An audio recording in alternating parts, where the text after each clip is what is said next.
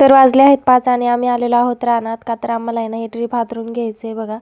तर दुपारच्याला ऊनसुद्धा खूप जास्त लागत होतं, म्हणूनच आम्ही ना ऊन खाली झाल्यावरती आलेलो आहे. तर बघा हे असं ड्रीप हातरावं लागते आणि आम्हाला आहे ना जांभळं आता यंदा धरायची आहे, त्याच्यामुळे डबल ड्रीप हातरायचं आहे. पहिलेसुद्धा होतं, तर आता हे डबल हातरतोय आम्ही. अहो एकटेच निघाले होते, म्हणजे मी पण येते, का तर ड्रीप हातरायला एकट्या माणसाला जमत नाही, म्हणून आम्ही दोघंसुद्धा आलेलो होतो.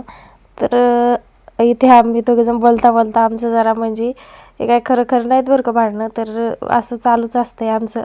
त्याच्यानंतर ते शेंगदाणे आणले होते खाली, ते मी खात होते. काव्या इथे म्हणत होती की मला घरीच लावताय तुम्ही काम करताय बाई, मला पण काम करायची आहे.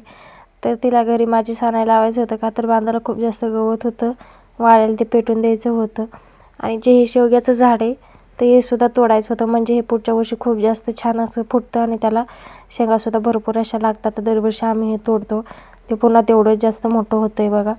तर त्यांनी तोडून दिलं आणि मी एक साईडला ते सगळं रस्त्यावरतीच आहे ना ते झाड, ते सगळं बाजूला काढलं.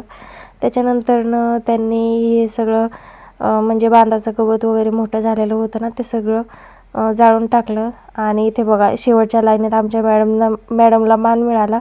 आता तिचं सुरू रानात आल्यापासून चाललेलं की मला पण एक लाईन हातरायची आहे.